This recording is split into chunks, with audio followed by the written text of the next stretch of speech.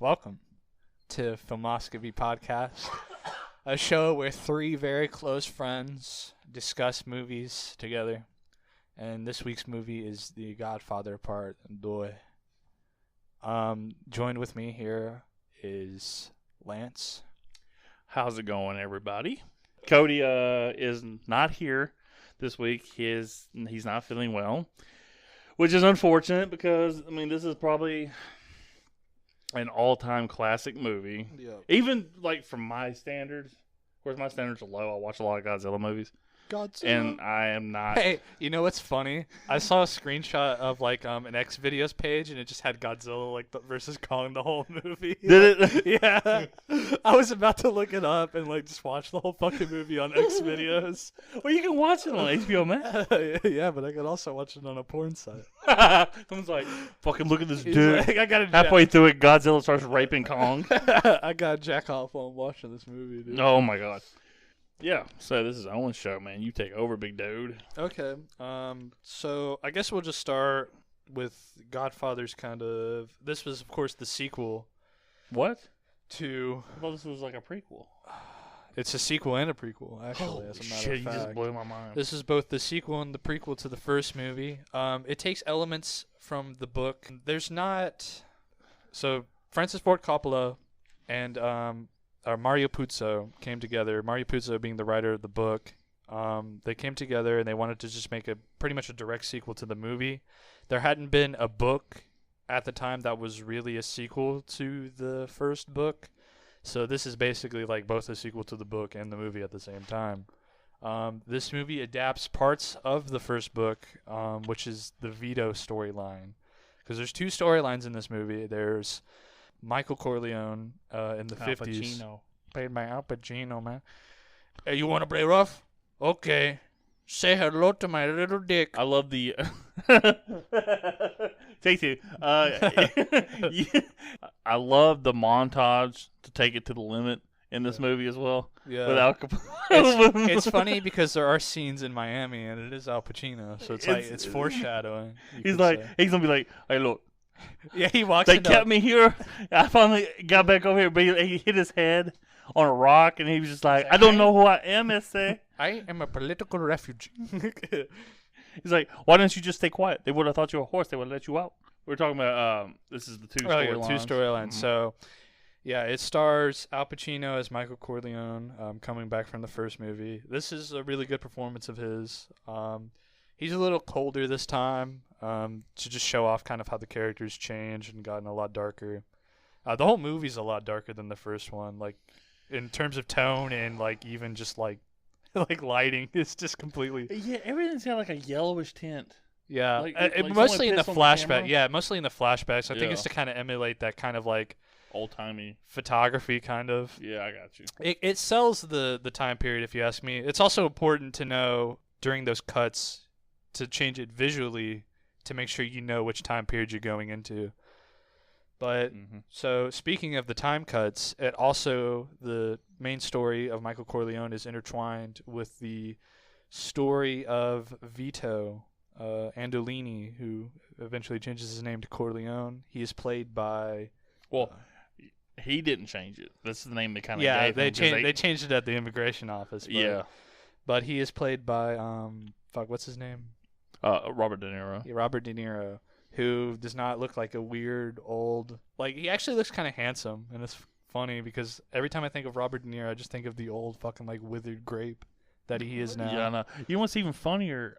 Just think about like this isn't like being sarcastic, which is strange for me, but when he talks, obviously he's talking in Italian, but it almost feels like he's distorting his voice to sound like a young Marlon Brando. Yeah, he definitely is kind of putting it on a little bit. He doesn't overdo it though, which is what's really important. But yeah, you can tell he's kind of making his voice a little raspy. Because he's like, even lower than what his actual voice is. Every time he talks in like, because he hardly ever talks. He's mostly pretty quiet. But well, God, I mean, you have to imagine. Like, okay, we want you to speak Italian, but you also got to do it like Marlon Brando. He's like, are you fucking kidding me? Yeah, to be fair, I do think Robert De Niro might be not a native speaker, but I think he knew Italian. You know, his family was, or his father's like half Sicilian or something. So Yeah. but I'm not sure. They really do sell it, and they do sound like native speakers to my untrained ears. I'm not. But yeah, there's nothing. I mean, if you brought somebody who can speak fluent Italian, Yeah. and they'd watch it and be like, yeah, they could They'd probably be pick like, it "Oh, this is a apart. bullshit." Yeah, no, it's a meatball. Where's they- Luigi? We gotta go get some marshmallows. Take 2. We gotta get the classic Italian fucking meal of marshmallows. Mushrooms. Excuse me. We have to get us some mushrooms. Blah, blah, blah. We have to make our cocks bigger.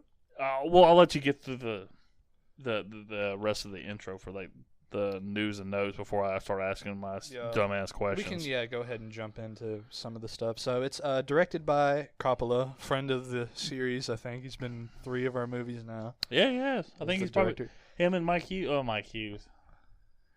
What is that dude who did the Christmas Vacation? It's Christmas Vacation. He is Hughes, but it's John Hughes. John Hughes. Yeah, so Francis Ford Coppola and John Hughes. Are friends of the podcast. We'll have them on soon tomorrow. So yeah, it was released in December 12th, 1974 in New York City. Specifically, it was premiered December 12th. And then, which is a nice touch. Yeah, just New York York City. City. To be, yeah. All the Italian Americans were like, "Hey, fuck yeah, motherfucker!" Well, you think about it, like nowadays, it's usually released in like L.A. first or some kind of West Coast thing, and then we get it. Yeah, you know, and then the rest of the world was like December 20th. Yeah, so it had a budget of $13 million. Damn. It made in the box office somewhere between 48 to 88 million. Hey, look, in that ballpark. I gotta give myself a $40 million window just to make sure this is right. Whoever's typing this Wikipedia article, fuck it. It's somewhere in between there. But fun little fact: after Francis Ford Coppola directed the first movie, it was really stressful for him, and he really didn't want to come back and direct this one. He still wanted to be involved. He wanted to be the writer and the producer, but he actually wanted, at the time, a somewhat unknown director to step in for him. Nicolas Cage. A director by the name of Martin Scorsese.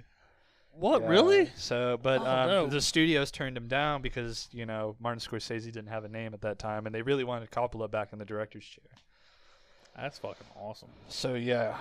So, you want to start with, I guess we can start with how our first, the thoughts going into it? Yeah, let's go with thoughts going into it. What did you think going into this, Lance? Well, this was my first time watching it. I think I'd seen my grandmother's VHS tape of this before. I seen the case. I didn't actually watch it because I don't think she was like, "Hey, let's watch a 3.5 hour movie with a 10-year-old kid." That ain't gonna work. He'll love this shit. I know. And you had suggested the first Godzilla. Take 2. You suggested the first Godfather movie, and that was the first time I had ever seen any of these movies at. And I was I was enthralled by the first movie. Yeah. I think we talked about it then.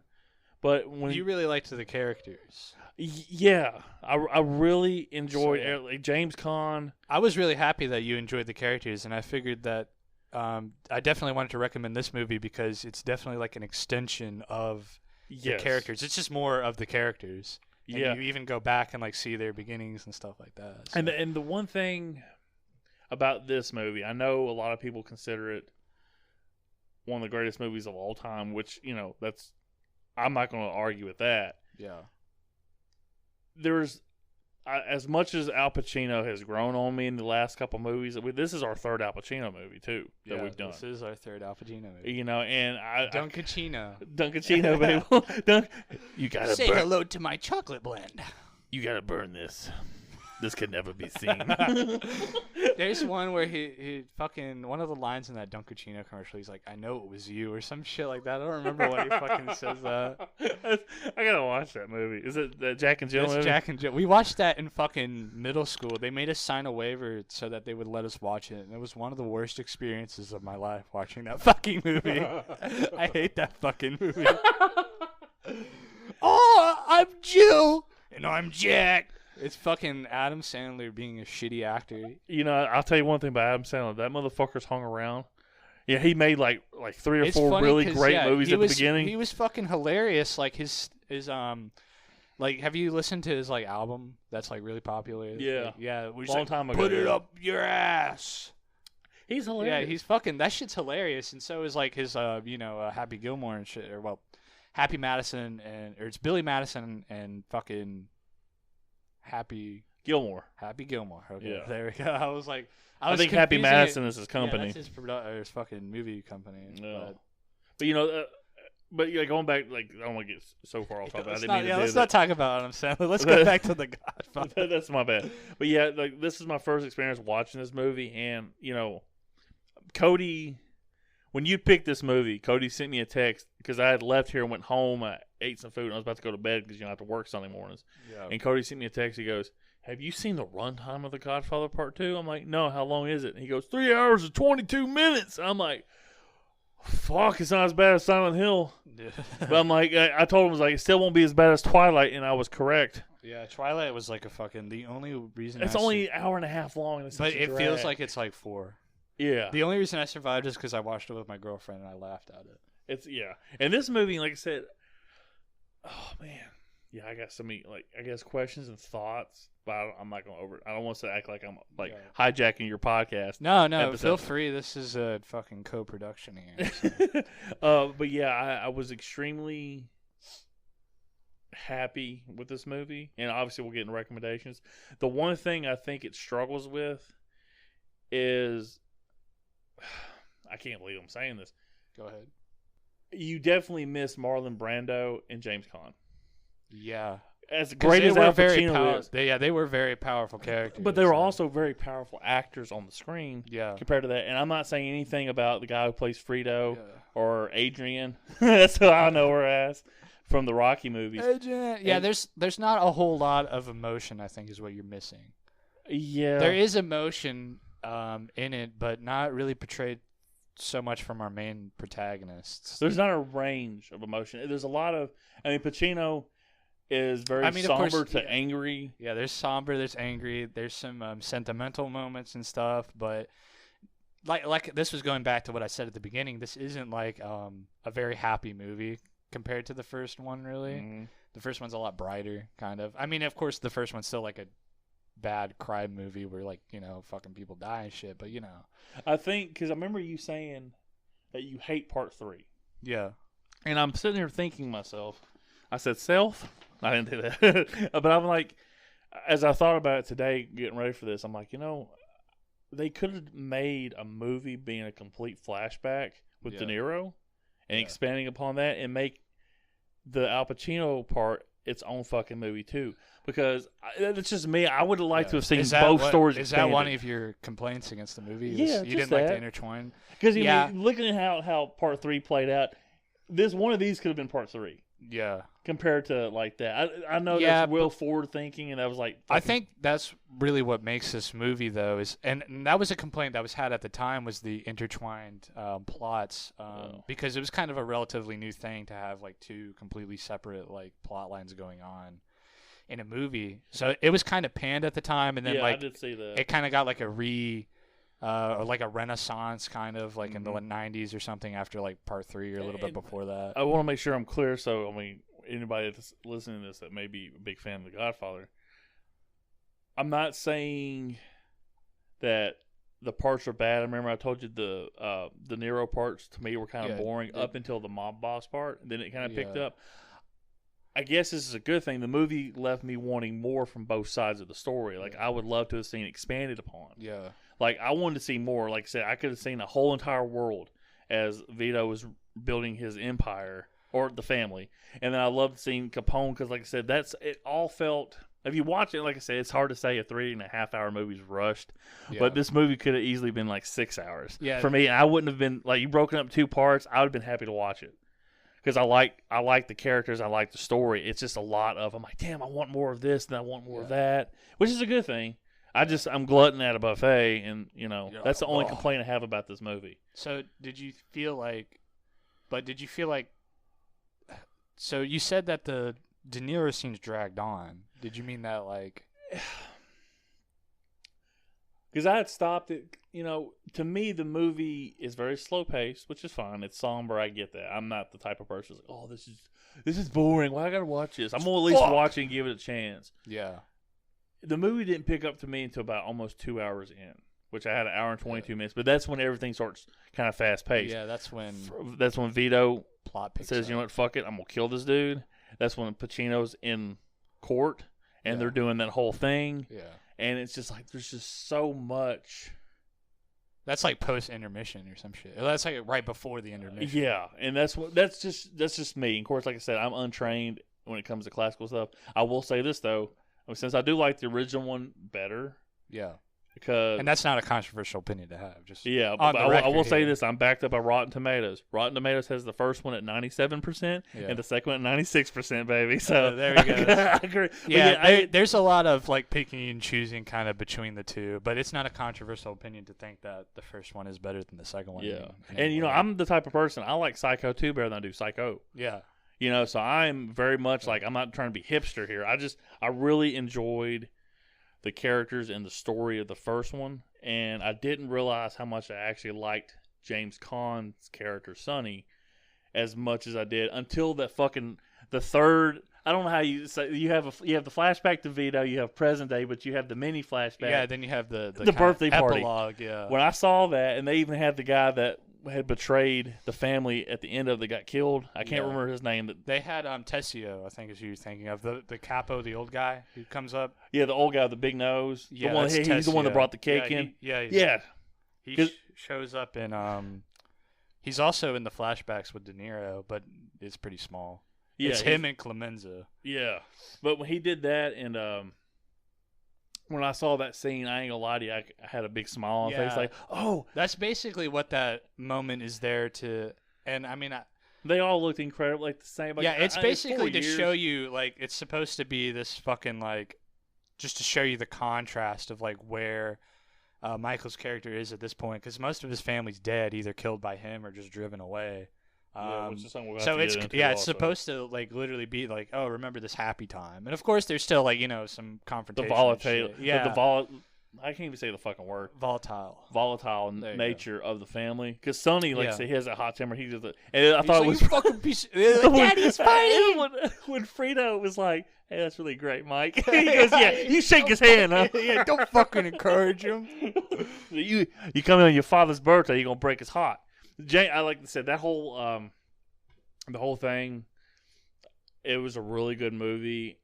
I think I had spoiled the death at the end of the movie for myself because I was looking up. Yeah, I was looking at his character on Wikipedia for some reason. Because I kept wanting to look up the actor. I couldn't remember who the actor was. Yeah. And I looked and I saw that he got killed in part 2. I'm like, oh, okay, what? Fuck. But I also know that it's something Michael regrets in part 3, which we probably will not watch. But I mean, we might. I don't know. I don't really want to watch part 3 though because it sucks so much cock. And there really is an incest angle in that one. So yeah.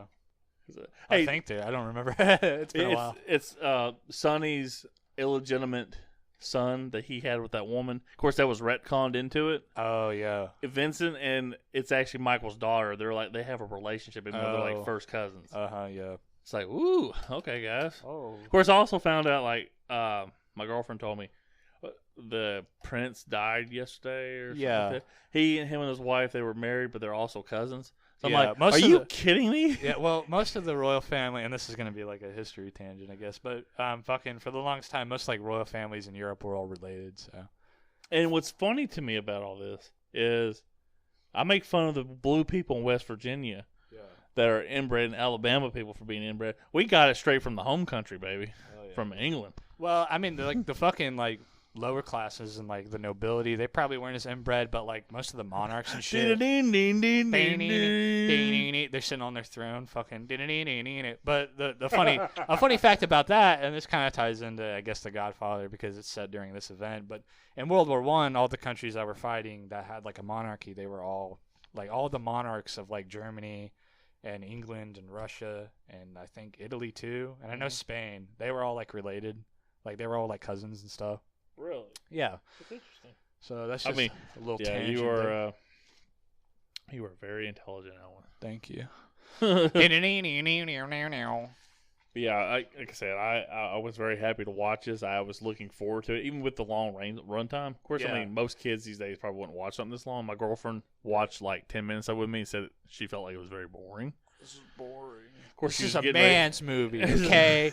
Fucking no girls allowed. Well, this is somebody that if you can put the time in to watch the movie and just like actually get immersed into the movie, like I don't mind watching. Like I'll give most movies like one shot at least, unless it's like extremely fucking gory or just like Twilight again.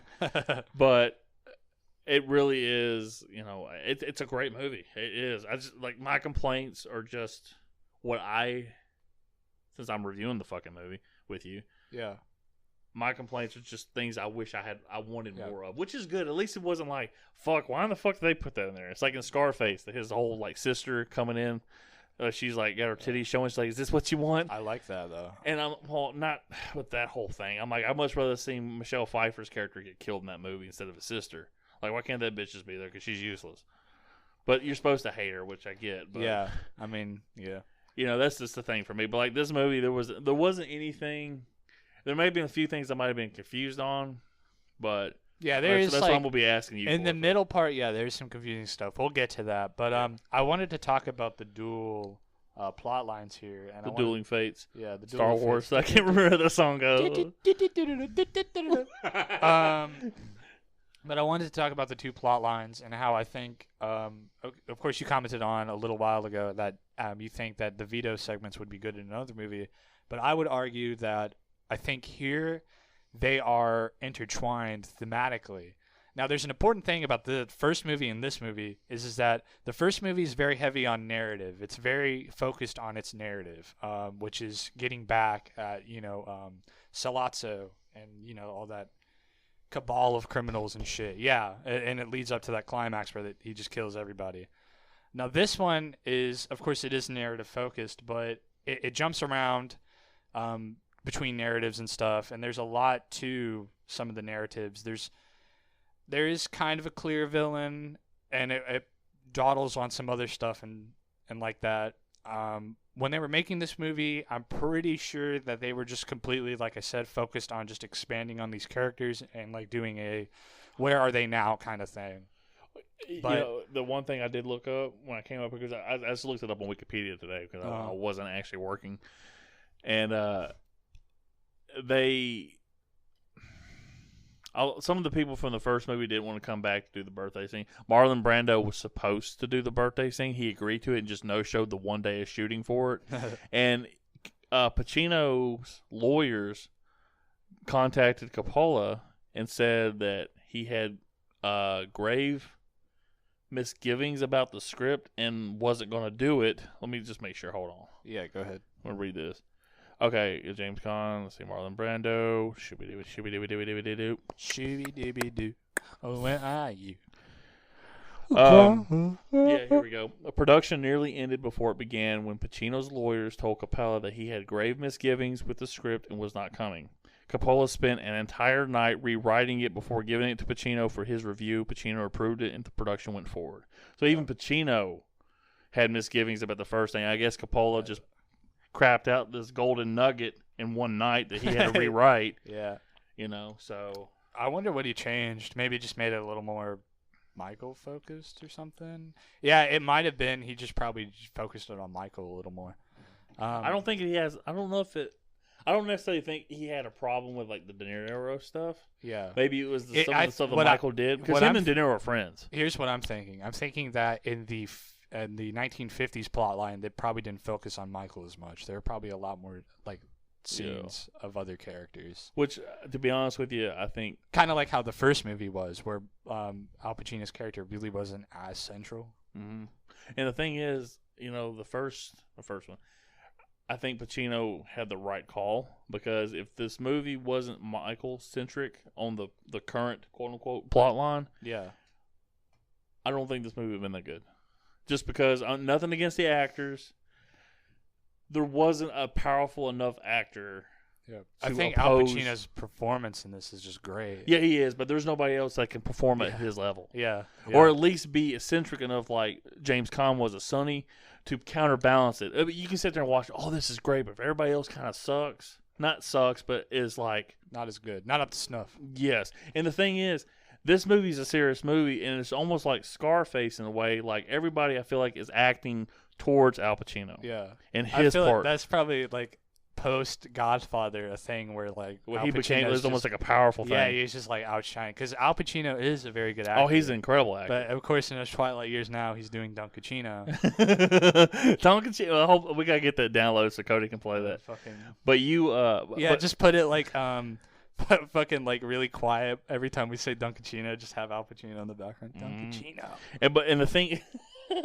and in Scarface, I talked about it, like everybody was like, okay, just act your script towards him. He's got free reign. He's like, but that's him on the opposite spectrum acting crazy, whereas acting on every impulse, whereas him as Michael is like completely reserved calculated. And he's 100% calculated.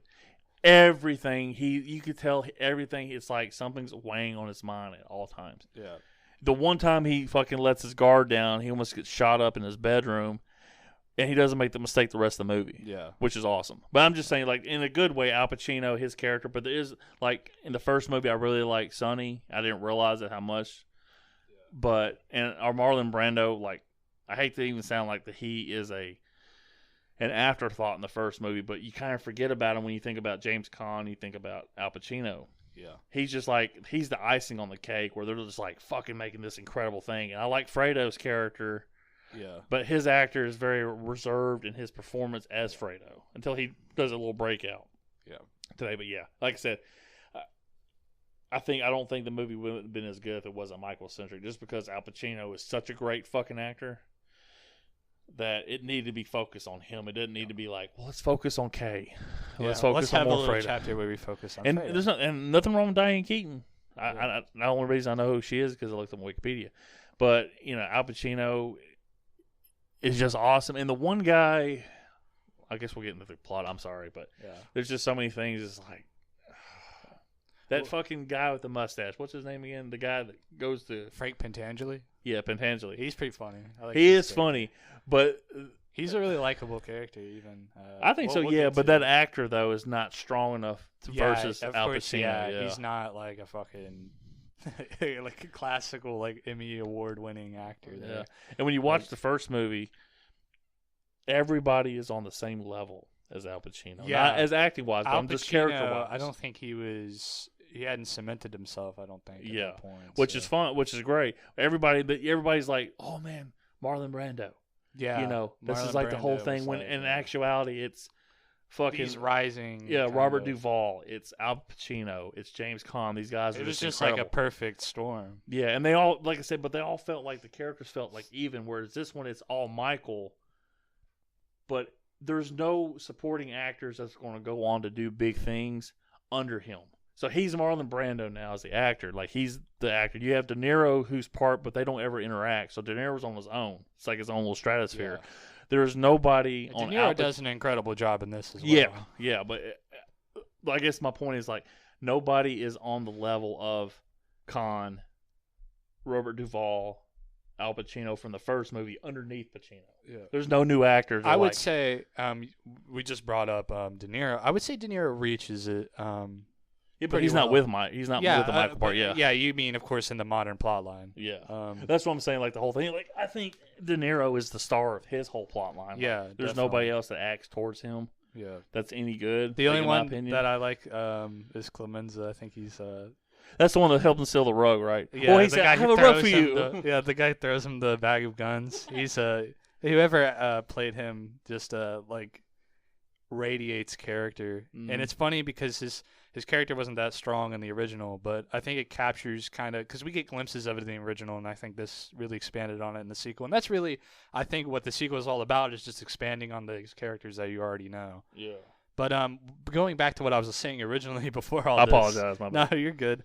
Was that I think these two plot lines are intertwined thematically because, and I don't think you'd be able to split them apart because I think what makes this movie the most interesting is that it is the rise of Vito and the fall of Michael. And that's really, the entire movie is just about the rise and fall of this family who has started out as making like their own kind of like frontier justice, like honor-based society, and then it just goes into Michael, and he's taking it in this direction where it's less about family now. It's more about just making big deals and stuff. Because a funny little note is that you never really see Michael do. He doesn't listen to like, because in the opening scene, and I'll get into this. I might as well get into this. So if you notice in the wedding scene in the first movie, Vito spends a lot of time listening to people who are just like, I don't know, deli shop owners or some shit. But in this, Michael doesn't take any time. Like, he even takes time, like,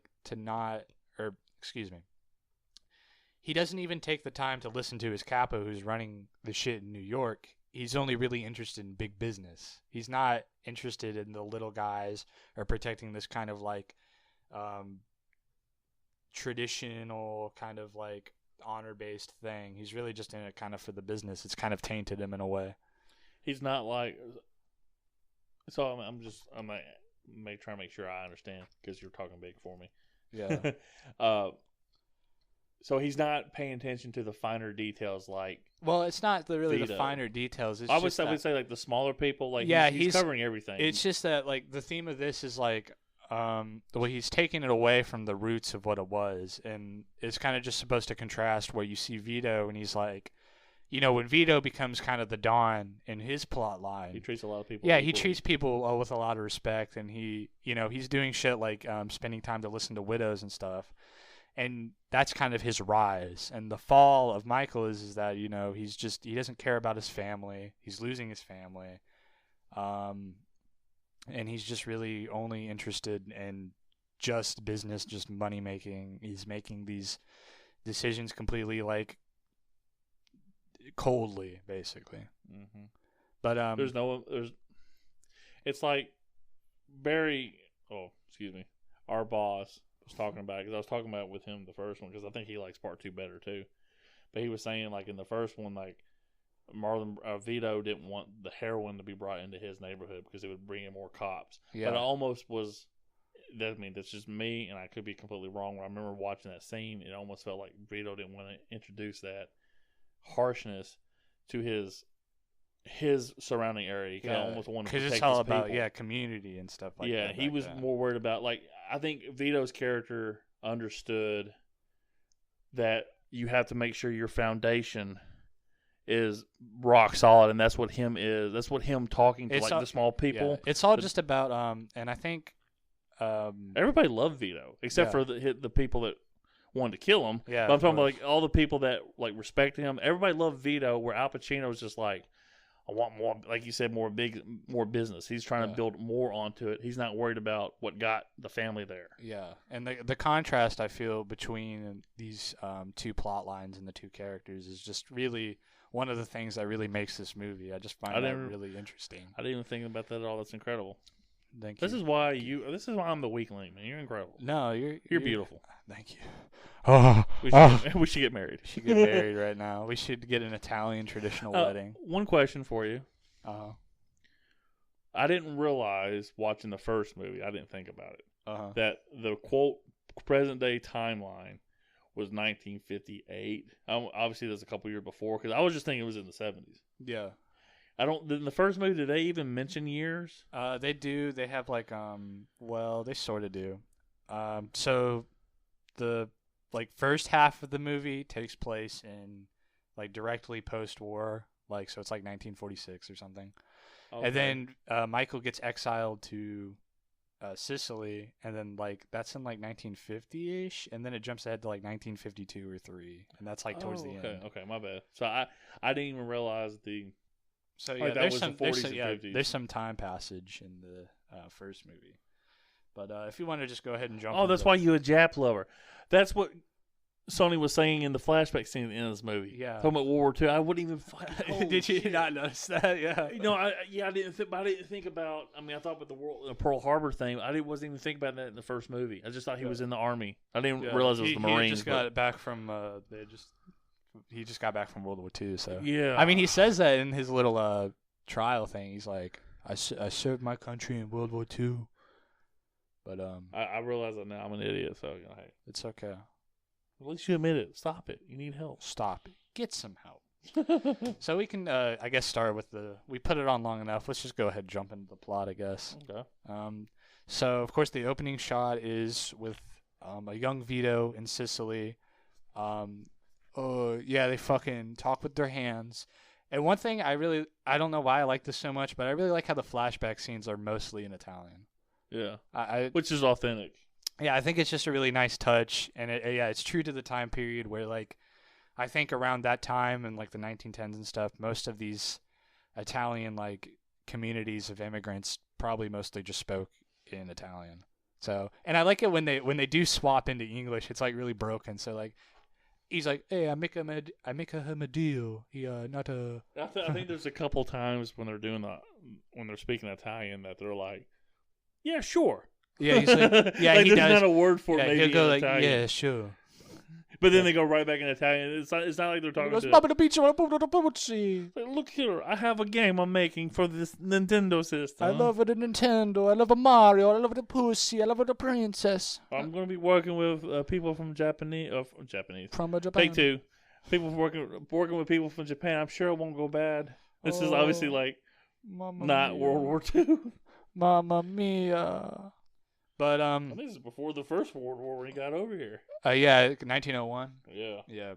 So yeah, there's like I think the Festa. We'll get to that. Whatever. So it opens with Sicily. It's 1901 or 1900. And there's a title. There's a little crawl with some story, and it says that Vito's father had gotten killed by the local mob boss, whose name is Don Ciccio. Don Ciccio. And his brother had fled the village and vowed to take his revenge on the Don. So it opens with a funeral march, and then there's some shooting, and then it's revealed that Vito's brother is dead. Oh, and I should mention that they're all named, their last name's Andolini. It's not Corleone, which is kind of like a little mix-up that they throw you for here. Which is, it's kind of, it makes sense, though, when people are coming over this country. Of course, like I said, he's just a kid. And not like I'm comparing this real life story to that, but from what I understand, my great-great-grandfather was named Eli de Haven, and he came over on a boat from Ireland. I think both his parents had died. Came over here, to this country, and somebody adopted him, and he was taking the name Eli Atkins at that point, ADK, not the ATK, the diet stuff. So he as soon as he came over here, he had a different last name, which is that's what reminded me of that when I saw that in this movie. Yeah, it's like a common, especially this kid not fucking saying anything. Like, of course, he's terrified. He just went to a fucking new country. He just saw his mom get killed. Can't even speak English. It's like, but fuck, dude. Yeah. So Vito's mother goes to the Don, and she begs for him to let Vito live, but the Don's not having it because he believes that Vito will grow older and try to take his revenge. Come to my ear, I can't hear you. So, oh, my belly. But why did he kill his dad again? Because he didn't pay up? He just insulted the Don. If he didn't, fucking in Sicily back then, like, basically, it was like medieval times, but the Dons were basically the fucking lords of the land. Like, it was like fucked up back then. Yeah. Yeah, even like up to World War, like, it was pretty fucked up until I think, what's his fucking face? Hitler. Mussolini came into power. Close, but like Mussolini came into power, and I think he like fucking really cracked down on the mafia. Something like that. While cracking down on the whole country. But of course they came back after Mussolini. And that's not an advocate for Mussolini. He's a piece of shit, by the way. Vito's mom grabs a knife and holds the Don at knife point because he refuses to let Vito live. She tells Vito to run. The Don's bodyguards shotgun his mother. She flew back. She went, ah! I'm not trying to laugh because it's she ragdolled, dude. She fucking went back like 6 feet. It was incredible. I guess that's realistic if you got shot by a 12 gauge. Yeah. And you're like a frail little woman. Boom! It's like as long as she got hit with an airbag. So Vito goes to America. He goes through the Ellis Island immigration thing. They change his name to Corleone. Just because they asked him what's his last name, he doesn't speak. And they see his tag that he's from Corleone. Say it again. Corleone. Italy, and they're like, Corleone. okay, that's your last name. Yeah, the immigration officer's just like, fuck you, motherfucker. Like, fuck it. It's like us when we're we'll stalking. do it live. Fuck it. We'll do it live. The last scene of Vito at this section is he's in a little quarantine chamber and he's looking at the Statue of Liberty. It cuts from Vito to... Didn't they say he had smallpox? Yeah, they said he had smallpox. Okay, that's what I thought. He probably got on the boat or some shit. I don't know. But, so it cuts from Vito as a young child to Michael's son, Anthony, to kind of show, like, this, transition kind of thing. And they do help out the first couple transitions. They do put the date up. Yeah. So, like, 1958, Michael scratches his ass. And then you see a scene. Yeah, he's just on the toilet scratching his He's ass. just like... He's like, itches. Fuck. 1901, Vito scratches his nuts. Vito takes a piss. It's just the sound of like a toilet filling a bowl. Or a fucking piss filling a toilet bowl. He's like, Mamma Mia, when he gets done. I'm about to bust. In 1958, this is when you talking about the dueling fates. He's like, in 1958, Michael takes a piss. This is like where the stories intersect. They're both pissing, but then it goes opposite directions. Thematic, dude. It's thematic. There's two piss. The duel of piss.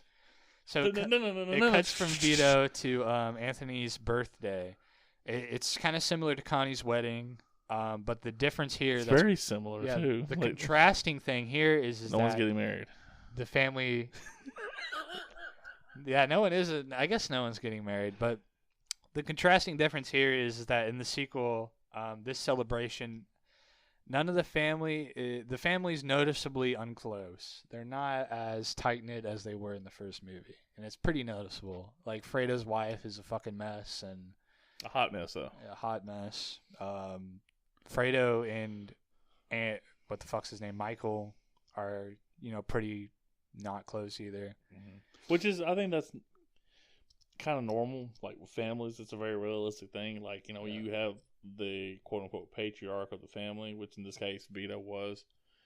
Yeah, they'll drift apart, but they do definitely. Yeah. But then you start. It's funny because it's like my great grandmother when she passed away, and this is like, oh boy, 2004. So it'll be 17 years ago now, something like that. And she passed away, like, one section of the family and us didn't get back together. Because, she had grandkids from one of her daughters who was no longer here. And my grandmother's her daughter. We all get together for her house for Christmas. But then we don't get together with them anymore. Yeah. I didn't see them again until my grandmother's funeral this, past couple months. And that was the first time I seen them. I probably will never see them again. And I already feel like there's a distance between my mother and her siblings. And, like, I'm not saying they were close, but, I mean, that's just the way it feels. So it's a very natural thing that they do in this movie. Yeah, that kind of ties into this because it's like there's not – Michael isn't stepping into the shoes as Vito being, like, the father of the family, really. I mean, he stepped into his shoes as a mafioso, like Don, but – Yeah, he didn't have the class. Yeah, he's not – Does that make sense? I guess, yeah. Vito, he doesn't have the loving heart. He's just a cold, calculating, like, fucking tactician. Yeah, because he got into the family. Because remember, before he got into the business, his dad Vito didn't want him to any part of it. Wanted him far away. Senator. He wanted him to do that kind of shit. But then he's like, I don't want to be a part of the family. Now he's completely taken over the family, but it's changed him. I don't think it would have changed Sonny. Yeah, Fredo wouldn't be able to handle it. Yeah. But I don't think Sonny would have changed as much as Michael did. It's like a stark contrast from Michael in the first movie to now, like you were talking about. It really is. Like I don't know if Sonny would be able to take it though, because on one hand it's like he'd get killed in the first couple of years. Yeah, because he'd piss somebody off. Yeah, he's too impulsive is the thing. The what makes Michael such a good Don is that he is so cold and calculating. But is he such a good Don though? He's such a good Don, but on the other hand, he's having a really, and this comes in later when he talks to his mother. He doesn't confront her.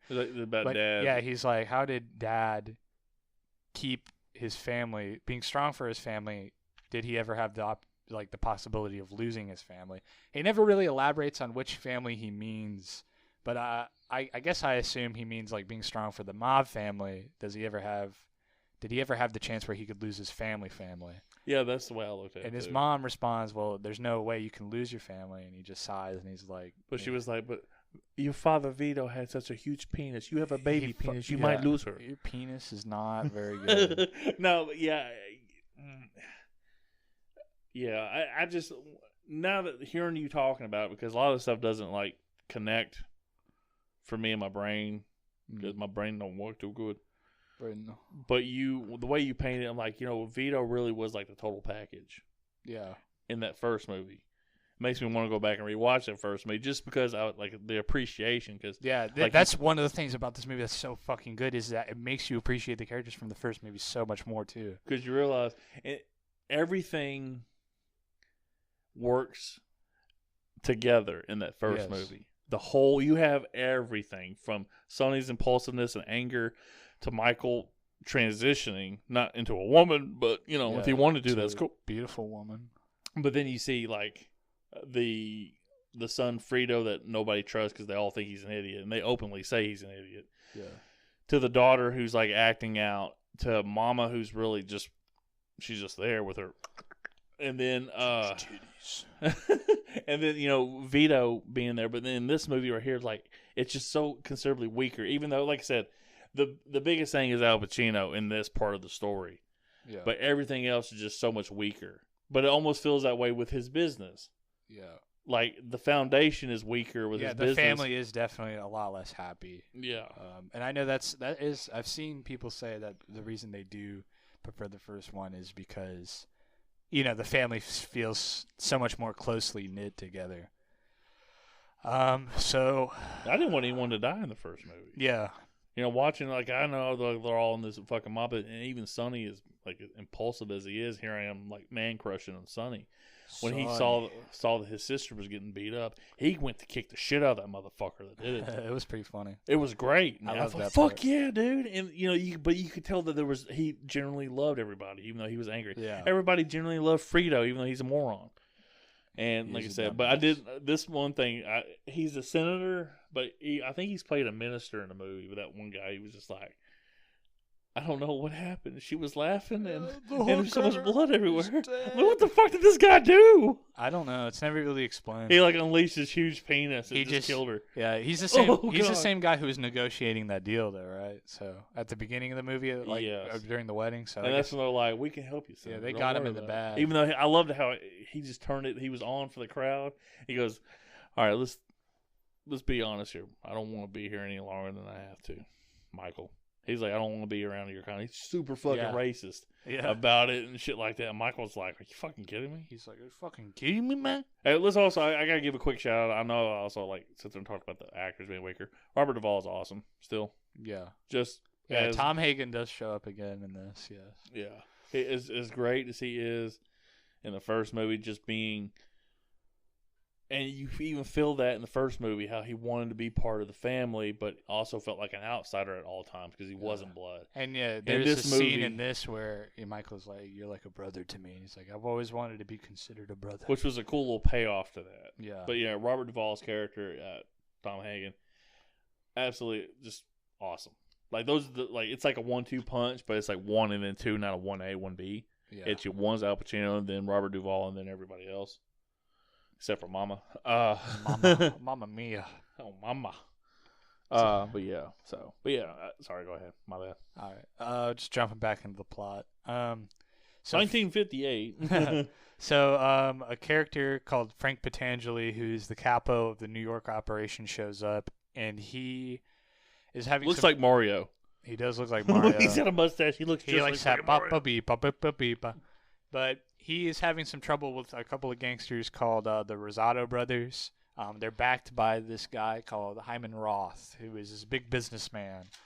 And he wants them killed, but Michael is saying no.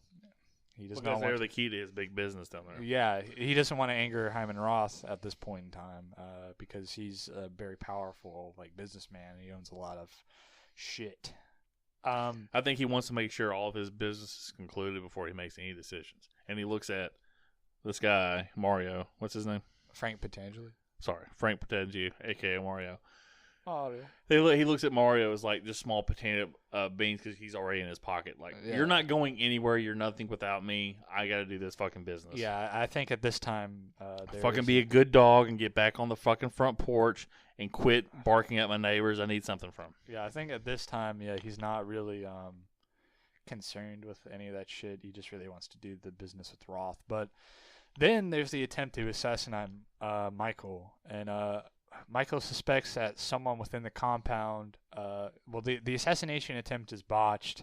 No one really gets hurt, but they almost get him though. They almost do get him. If it wasn't for Kay going, why are the things drawn? Yeah, the curtains. Why are the curtains drawn? And he's like, I wanted to see my cock. And he straight up went like, I'm gonna have to pick this movie. There's a scene in this movie called Commando with Arnold Schwarzenegger. Yeah. And he's just standing there and he looks and sees the bushes and he sees a gun poking out of the bushes. And he grabs his daughter and jumps in the house. It's like straight up like that. But it almost seemed what Michael did. In the gun.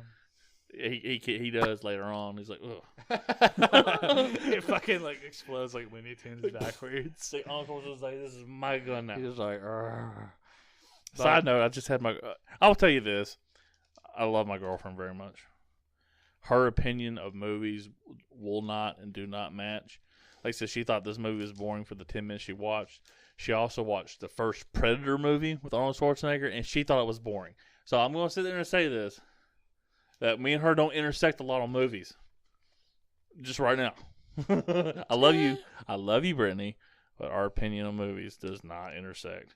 Ugh. Wait till she brings up like High School Musical for me to watch. We're like, fuck. That on the podcast. Oh God, if she makes me watch it, I'm gonna make you motherfuckers watch it. So Michael confides that in Tom that he believes that somebody in the compound had killed the assassins because they couldn't get out of the compound, but he believes someone's killed the assassins because they had botched it. So do you think that means it was Fredo? I think. I don't know. Like they tried to kill him and didn't get him, and then the guy who hired them killed them, and he took off. Is that what that means? No. What happened was, spoiler alert, is that Fredo is in kind of. So, Fredo is in on this kind of conspiracy, and did he really try to get Michael killed? I don't think he wanted Michael killed. So he did. That part was true. But I think he realized at that point in time that like, oh shit, this could lead back to me. I didn't know they were gonna kill Michael, but fuck these guys. Let me just kill these motherfuckers. But yeah. I don't know entirely. But anyways, so the attempt is botched, and then we cut to Michael who's leaving to Nevada, and then leaving to Nevada on a train. No, he's not on a train. I don't remember. He is. He's on no, the train. that's where he's going to Miami. Is that when he's going to Miami? I thought he was on the train. No, he is going to. Yeah, he's going to Miami. He's not. He is on the train and he's going to Miami. And then it cuts to Vito in 1917 New York. He's a full-grown man, and he has a little baby. It is Sonny. It's a little baby Sonny. Is that when that's happening, or isn't he working the grocery store first? I felt like that was younger. Part of it. Okay, so he was already full-grown in that part. Yeah, he was already full-grown when he was working in the grocery store. So it cuts to him as a full-grown man. He has a baby and a wife. The baby's Sonny. And Vito goes to the opera with his friend with the big bushy eyebrows. Holy shnikes, he looks like Ed Boon. he does. From Mortal Kombat. These like, big caterpillars. I'm going to go on to create a fighting game with digitally scanned characters. And then you see his like caterpillars wave at the screen like, hello. He's like, get over here. So they go to an opera, and this is where the big bad of this plotline is introduced, who is the Black Hand boss, Fanucci. The Black Hand being like the proto-mafia. He looks exactly like somebody that would eat lasagna like three times a day. Hey. He looks like he smells like fucking cigars or some shit. And like and marinara sauce. And pussy. Okay, that's it. And a boozy. I actually wasn't going to be perverted this time. So he is extorting all these businesses, including this little opera house, for money. He's like extorting every small business. What a dick. Yeah, he's just set up as a huge dickhead. And then Clemenza is introduced, and he asks Vito to hide these bag of guns, which Vito does. And then Vito loses his job to Fanucci's nephew. Well, Fanucci comes in the store. Yeah, he says that, I need a job. Yeah, and then Vito's friend, whose dad runs the store, he's very close to him. He's like, he does the best he can. He's like, look, I'm sorry. I have to do this. And he tries to offer him food to take home. He goes, no, thank you for your generosity. It's okay. So, which is cool. Like I said, yeah. I didn't realize at the time watching it, and the more hear you talk about it, it just makes me like Vito's character so much fucking more. Yeah, he's like, it's okay. I only need this cucumber. I'm not going to tell you what I'm going to use it for, though. So, I need this cantaloupe. I got to cut a hole in the middle. Vito and Clemenza meet up again, and Clemenza's like, hey, did you look inside the fucking bag, idiot? And he's like, no, I didn't, even though he did. But anyways, Clemenza lets Vito in on this burglary thing. Of course, Vito doesn't know that he's going into a burglary. But yeah, he does. He's like, I have a friend that I want to give you a rug. Yeah. Can you believe my friend's not here today? They just lockpick his fucking door. So that happens, and then we cut back to Michael on the train. He's heading to Miami. Michael. Mr. Michael. So that's a Halloween reference. Michael Myers. He's going to see Hyman Roth in Miami. Michael, at this point, he's supposed to, at this point, suspect that Roth is the person who had tried to kill him. But he's feigning ignorance and pretending like he thinks that Frank is the one who was trying to kill him. So he says that, he meets Frank Pentangeli, and he tells Frank Pentangeli to make peace with the Rosado brothers. But then Hyman Roth, or not Hyman Roth, but the Rosado brothers try to assassinate Frank Pentangeli and make it look like Michael did it. I must have missed that. It's kind of weird because you could be easily confused. Do you actually see the brothers? I'm sorry. You do see the brothers, I'm pretty sure. I don't remember that. I think he meets with them, but they like run away during that shootout. There's a line in it where the guy who's strangling Frank at the time is like, this is from Michael. Yeah. Okay, I'm sorry. What I was confused with is he went in to strangle him. Yeah. But that was set up by Michael, right? That was just a botched attempt because the cop showed Michael up. didn't set it up. The Rosado brothers did. It's revealed later that at the time you're thinking that Michael is getting him killed, but later on it's revealed that Michael did not authorize that hit, and it was the Rosado brothers that set it up. Okay. So, and then his bodyguard got killed. It's revealed that, but they set it up specifically so that Frank would think that Michael had done it, so that he would later on become the rat. Oh, holy shit! Okay, yeah. So it's a little confusing at that point, and I understand that. I'm going to have to rewatch this movie. Okay, yeah. So before the Frank assassination, Fredo gets a phone call which implicates him as one of the conspirators against Michael. Yeah, don't worry about it, Fredo. No one's gonna know. I didn't know you tried to kill him. That was pretty good. So there's the scene with the hooker and the senator, which is basically nothing. She's got no family. Don't worry about it. She's got big titties. Don't worry about it. I mean, Fredo's wife does. Yeah. She actually, I don't think it's the same woman. She looked like the chick who played in Bewitched. You probably never seen that show. I've seen isn't that a movie? I know there's a show, but isn't there also a movie? They may have made a movie out of it. Hold on, let me show you. I gotta pull up this woman. Here we go. Elizabeth Montgomery. Woman. Yeah, I can see it. Look at her face. She looks like this. The same actor. Oh my god! Hold on. But, I'll let you read that. I'll read this. Yeah, go ahead. My bad. So, Roth. Okay, so Michael and Hyman Roth are all meeting in Cuba. This is pre-communist Cuba, to discuss business prospects with the with the government. And Roth is at this time revealed to have declining health. Michael has misgivings about investing in Cuba because of the communist revolutionaries, which turns out to pay off because, as we know, Cuba is now. He gets knocked on the head and loses identity and ends up coming back to America in like 1982. Yeah. and you know, he's like, "Hey man, what the fuck is going on?" I think this guy's Italian, man. I don't know, but he really thinks he's Cuban. He really thinks he's Cuban. Yeah, it is funny how there is Cuba and Miami in this movie, and then fucking Al Pacino later went on to do Scarface. So there's this scene set up with Michael and Fredo. Fredo says he's never met Johnny Ola, which is Hyman Roth's right-hand man, and he says he's never met Hyman Roth. Fredo says there's a scene where it sets up that Fredo says he's never met Johnny Ola or Hyman Roth. And later, during the New Year's celebration, he lets it slip that he has actually met them, and they showed him this bar. Okay, was that a quote-unquote donkey show? I guess. I don't know. Because really. I thought it was like literally a chick's getting raped by a donkey is the donkey show, or having sex with a donkey. Is that what the donkey show? Are they just like fucking on stage? No, what it is that trick, they tie her up to the post, and those chicks are like dancing provocatively around her, but they throw this dude down. Evidently, he has this huge cock. Yeah. That's why they call him Superman. He's got big old fucking penis. My boss was like, yeah, that's the donkey show. I'm like, I thought she had sex with a horse on a donkey show. Evidently, she just have sex with a dude with a horse's dick, evidently. But yeah, the Fredo thing, that's when you see Michael's eyes get kind of big, like he fucking knew. Yeah, because, Michael figures out, he makes a connection that fucking Fredo's lying to him and that he's involved in this conspiracy. I think he also feels like maybe the whole time, because he's studying him. But now, like, maybe it's just me, like, retroactively looking at it. Maybe he... I don't think he knew. He kind of hopes it's not Fredo.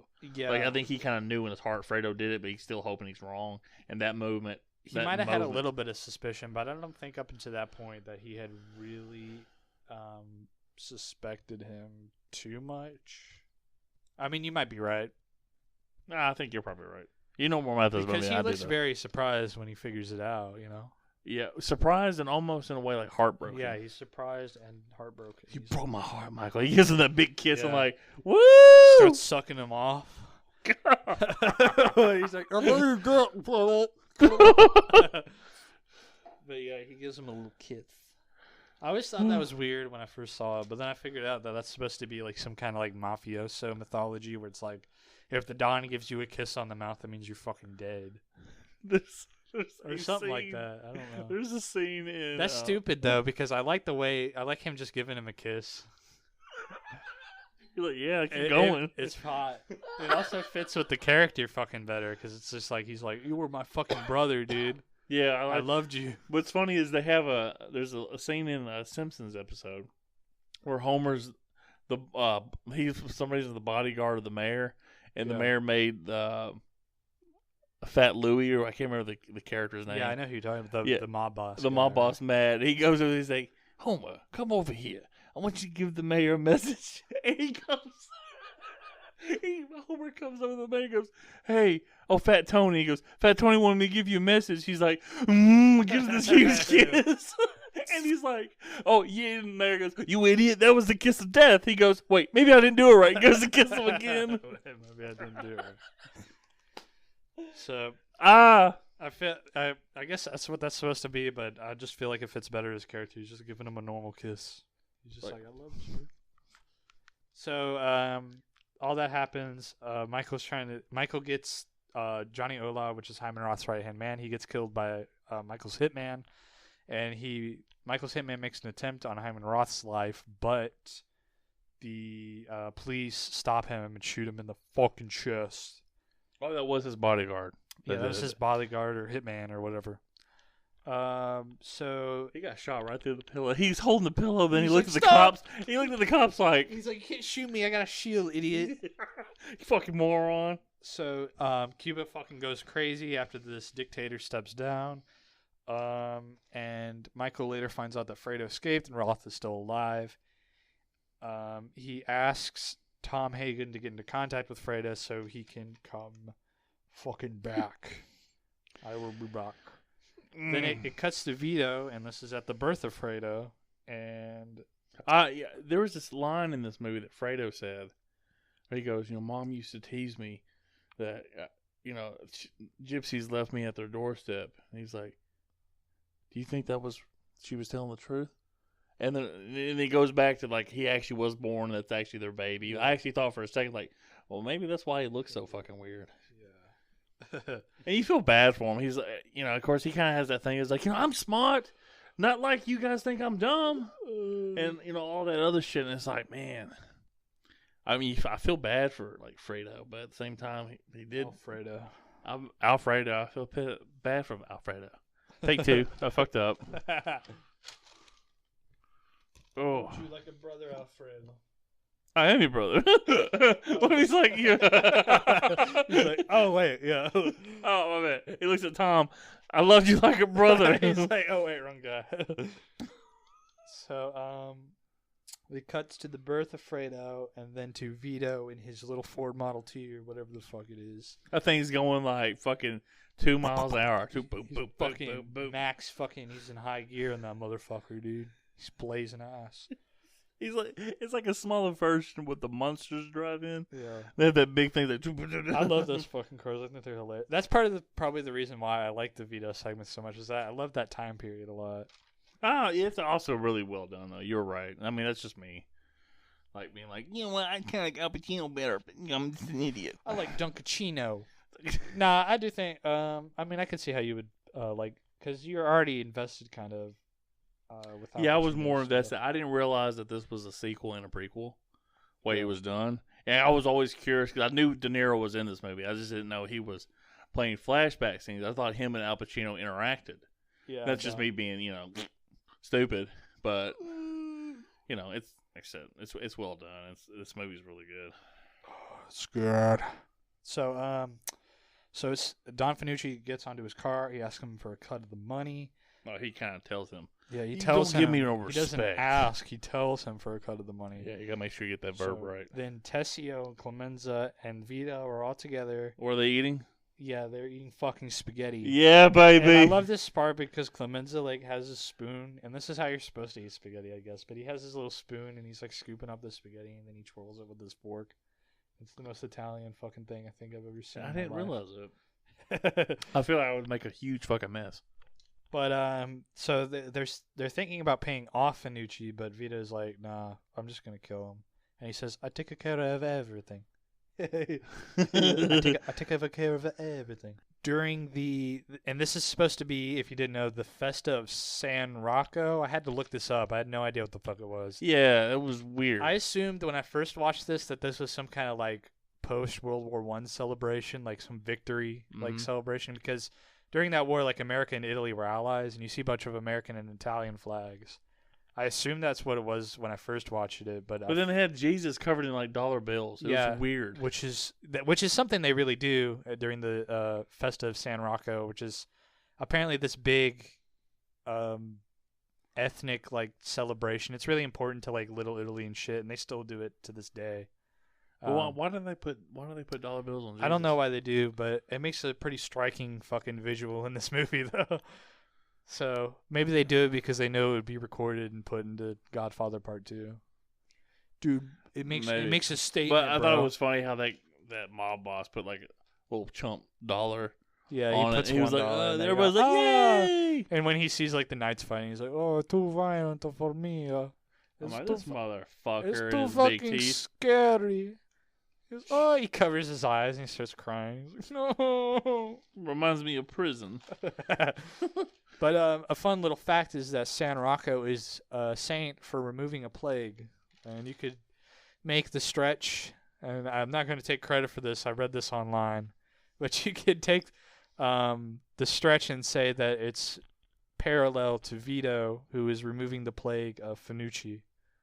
So there you go. But I doubt that was really fucking what was. I doubt. I always the way I look at the artsy fartsy, everybody thinks everything has a meaning. I kind of think that everything has a meaning to Francis Ford Coppola when he does these movies, because these movies are very sound. Yeah. I mean, he might have. Yeah, I think that is that could just be he'd be like, yeah, that's a really good idea. I do think that during this scene or this little section of Vito is supposed to take place in 1920. And at that time, this festival did happen in September or some shit. So that's pretty cool. I don't know. Maybe the stars aligned and it's just a happy little accident. Is what I'm thinking. But so Vito plans, and Don Fanucci's assassinated in this great scene that if we described it wouldn't do it any justice. It's just such a good scene of. We can try to describe it because Vito is he's on the like a fucking sniper. Yeah, he's tracking my man. Yeah, he's tracking he's tracking that fucking deer. Yeah, it was incredible. The more I saw, it's more incredible to me that all these buildings were connected that fucking way. Yeah, that he could just do that, and he was doing everything. That's how it is in New York, though. They're all fucking pressed together and shit. But man, when he did it, because he's hiding in the darkness, Yeah, he twists the light bulb, and he has the gun wrapped up in like a a towel or so something. it wouldn't make as much noise. Yeah. I'm assuming. I loved how it fucking catches on fire after he shoots it. I don't know why I like that so much, but it's just such like a strong visual of him holding the gun. It's like on fire with the towel. Yeah, and I don't understand. Like the guy was dead. I don't know why he shot the gun in his mouth. Just to make sure he was dead, I guess. Okay, yeah. I mean, which is smart. But then he gets back up there and he takes the gun apart. He fucking hits it against the wall. And then he's putting it down all these different chimneys so no one's ever going to find the evidence, which is fucking awesome. Yeah. Dude. Yeah. Fucking awesome. I guess this was a good enough time to sort of... Do our intermission. Yeah, do our intermission and just jack off a little. Oh, God. I was just going to carry my mic and then start peeing like... if you want to go to the bathroom. No, I'm good. Okay. But I just want to say that I really like the visual style of these flashbacks so much. There's something about the architecture, like you had just mentioned there, and that's what made me think of this, is that I just really like the architecture of that and stuff. And there's another great movie about the mob.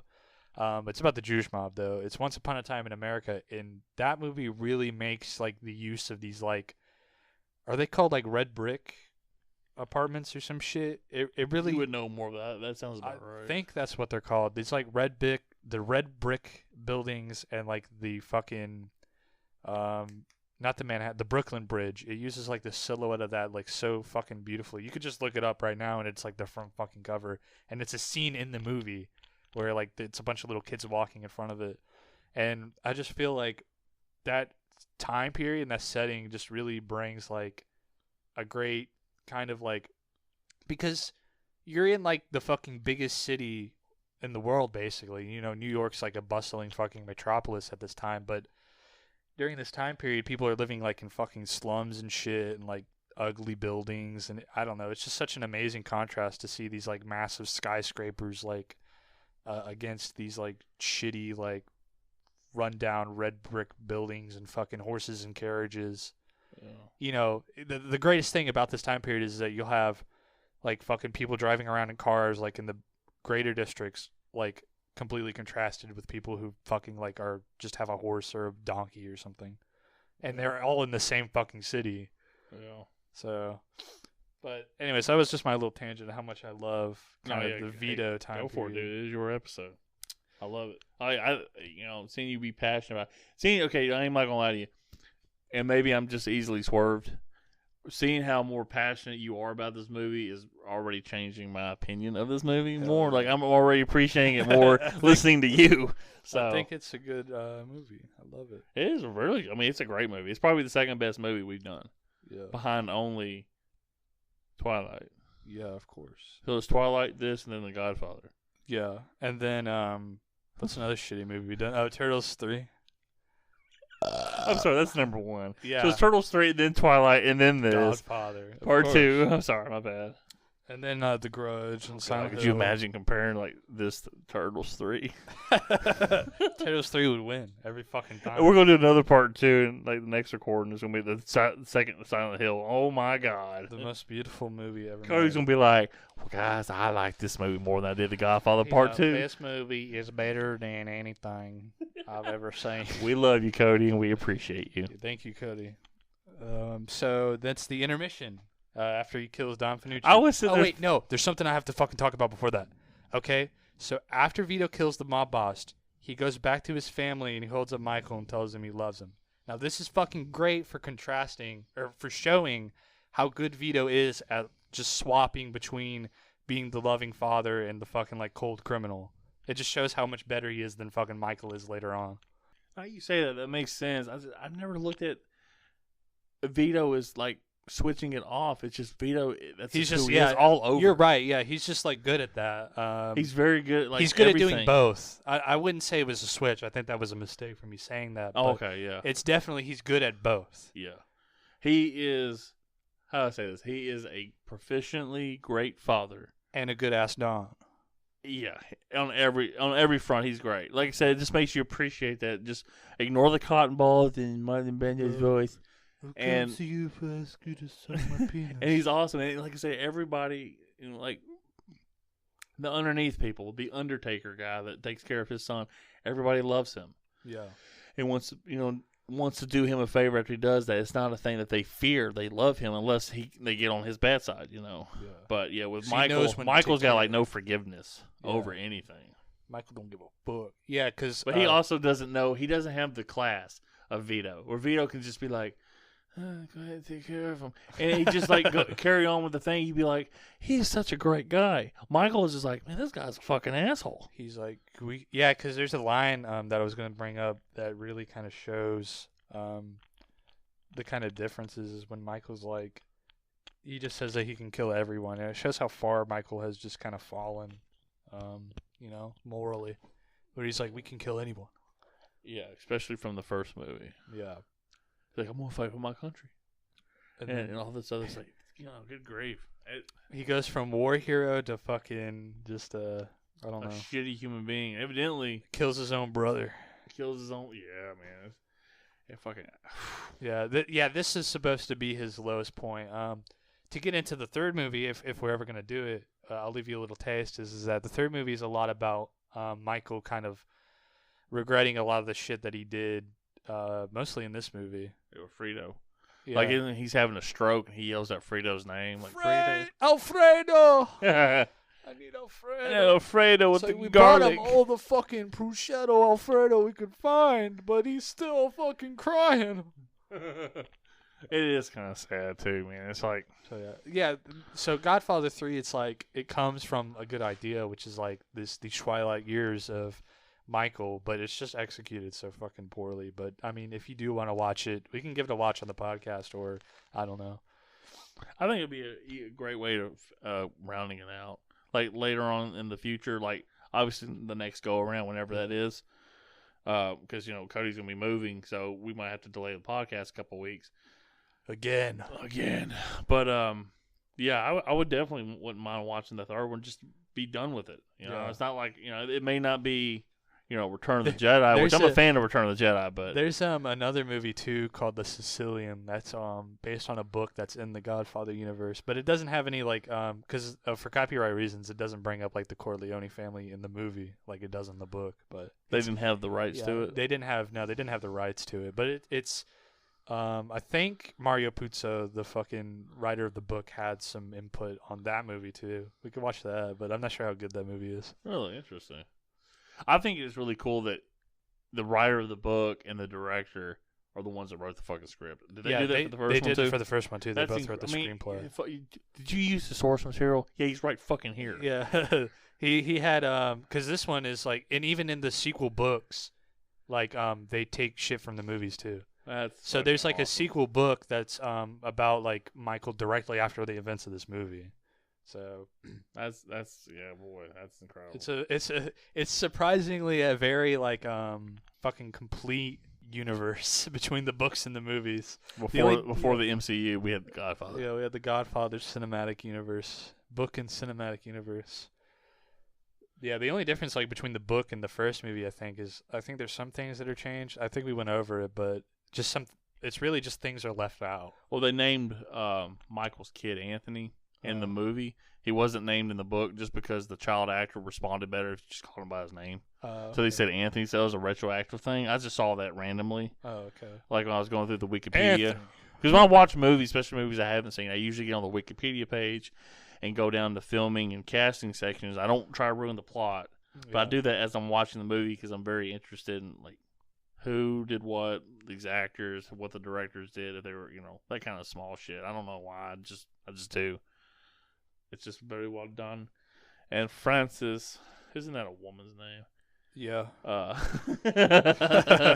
Old Fran did a really good job with these two movies. And, you know, Apocalypse Now. Whew. Shooey Mama. But not the When did third Apocalypse movie. Now come out? Sometime in the 70s. It was post this movie. Was it post this? Okay. I'm pretty sure. It was like 76 or something. Man, I think the ultimate would have been if they could have had Brando do that birthday scene. Yeah.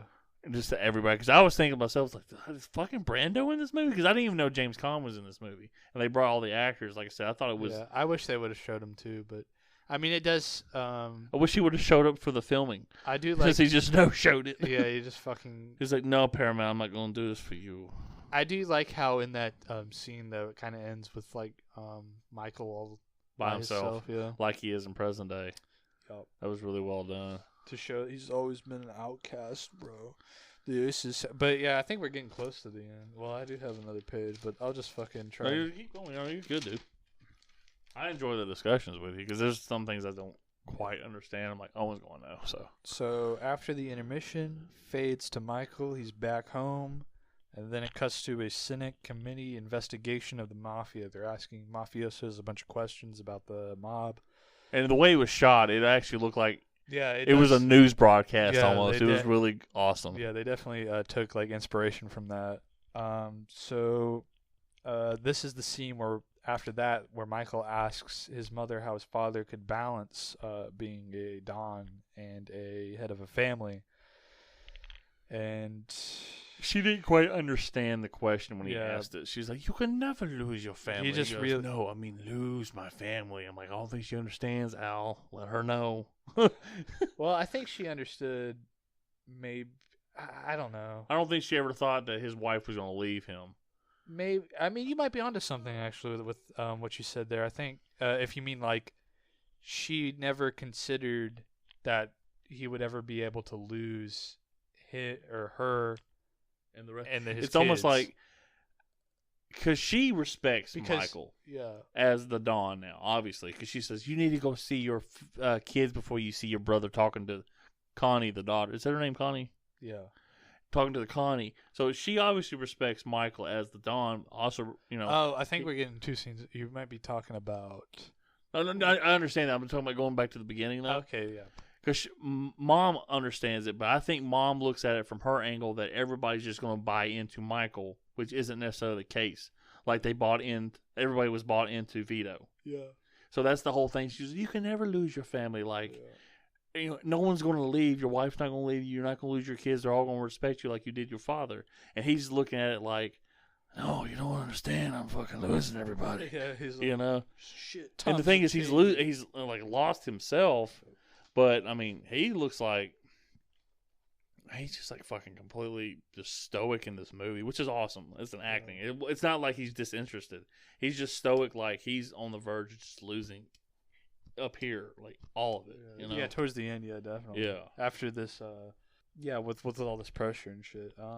So yeah, Michael asks how he does that, and then it cuts back to Vito, who is now basically the Don of the neighborhood. And he's being nice to a little small market stand owner, and he's doing favors for some widows and stuff. And there's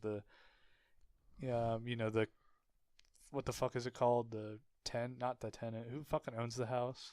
Oh, that's the landlord. Yeah, the landlord, yeah. There's the landlord, and he's like, "No, I'm so sorry." Yeah, but the funny thing was he goes, "I kick his ass in the street." Yeah, but he's saying that in his native tongue. Yeah, he's like, "I kick you Sicilian." Well, they're both Italian. Yeah, that's what I meant to say. I couldn't get the Italian word to pop in my brain. I kick your ass all up in the street.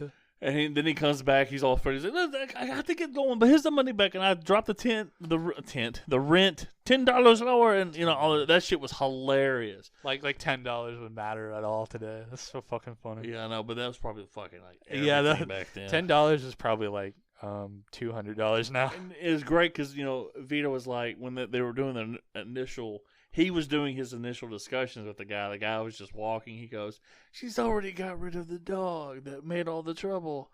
And then he's like, "Go ahead. I'll pay you this 6 months, all that stuff like that. You ask your friends about it." You're like, and she keeps the dog, right? After he already said she got rid of the dog. Yeah. It was just like, I love how Vito set all that up. I love Vito. I love that character. I could see him, like, De Niro is a young Marlon Brando in this. I could see that character being the same character. I love it. Yeah, he does a really good job, good performance. Which isn't always the case when you have the same screenwriter. They brought the original screenwriter back from the original Psycho movie for Psycho 4, and he had inconsistencies with his own fucking story. So it's awesome to see that in this movie. Granted, it's only 4 years apart. But I've seen George Lucas fuck up some good shit that he had done himself. Yeah. So seeing this with this is like, wow, this is awesome. Yeah, this was a lot of the same cast and crew too, though. So and it wasn't too long ago, so it wasn't like a whole lot of like fucking change could have happened between them creatively. Yeah, well, I really do appreciate this movie more talking to you. I'm like, damn, man. Owen's got really good points. So then Athena. after the scene with the shot of the oil business, it cuts back to Michael, and he's being questioned at the interrogation. Michael's lying to the interrogation, and then the committee says that Whoa. He's not lying. He's just painting his facts in a broad stroke. The facts are in there. Yeah. Everything he's saying is factually true. Well, he did say, he was like, I didn't kill those people. Oh, yeah, well, that's a lie. But I'm just saying, but in between point A and Z, he connected a few points. Yeah. You know? He's not going to incriminate himself. He's not stupid. He has his little speech. That was pretty good. He goes, I'd like to read this, please. Poo poo pee pee penis and vagina. Then my case rests. This guy's crazy. It's fucking fine. But the committee says they have an ace in the hole witness that'll fucking put him in jail, bitch. And it cuts straight to fucking Frank Pentangeli. I think that's how you say it. It's been a while. So he turned rat. After tomorrow, I won't be worth nothing. He's like, I'm gonna suck in some pussy. So he turned rat, and now he's fucking ratting out for the FBI. Because they're gonna protect him though too. You know, I think that like hit on his life where he survived because he almost died. He was getting strangled, and then the cop came in. But that put that fear in him. Like they were going to protect him and put him away where no one could get to him. Yeah. And they even said when Michael was trying to, he's like, "What can we do?" And it's like he's locked up tight. We can't get to him. And he goes, "Nothing's impossible." Yeah. But then that's when they get his brother from Italy to come up here just to put that fear in him. Yeah. So between that, Michael sees Fredo again. So Fredo has. Well, Mama dies too. No, this is before that. Yeah, this is where they're just in his house. Spoiler alert. Sorry. So Fredo's upset. So Michael sees Fredo, and Fredo's upset. Has his little breakdown, and he's. I'm smart. Yeah, he's mad at Michael. I'm not stupid like you think. That he's been stepped over. You're my kid brother, and you're taking care of me. It's fucking bullshit. Yeah, go ahead. I think that's from Sonic. It is. Nothing like it, Sonic. But then fucking... Oh, excuse me. Michael says to his one of his bodyguards or something to keep Fredo safe as long as his mother is alive. But that whole thing, he goes, you're nothing to me. I don't want to see you. If you come see Mother, I want to know in a day in advance, so I'm not there. I don't want to hear from you, speak from you again. He goes, Mikey. That scene was really good. Teenage Mutant Ninja Turtles. Fredo, Leonardo, Michael. Everything goes back to Turtles 3, Turtles in Time. It's a cinematic. Owen's face was great. This is the Snyder cut. This is the Snyder cut. This is the cut. What are you talking about? Damn, dude, dox me on the podcast. Frank is he's testifying, but he sees his old brother that's been brought in from Sicily, and he doesn't want to bring shame to his family, I guess. Or he's just scared of his brother. No, I think he's scared that they're going to hurt his brother. I didn't think they would. I think they would. I think that's the implication. That's what I saw it as, because he just looked confused. Like, why the fuck am I here? Yeah. Like, he's looking for his breakfast, and next thing you know, he's in America. Because he's from, by editor's note, he is from Italy and doesn't speak English at all. He says, pussy, pasta, pussy. But, And then after that, Frank doesn't rat. He was like, I don't know fucking nothing about this shit. It's like in the middle of it's like in the middle of the questioning. He goes, was Michael the Don? Was he the Godfather? He's like, no. I had my own family. I don't know what you're talking about. Like completely went 180. Yeah. But he's already a dead man if he does that. That's what I didn't understand. I guess you just maybe I don't know.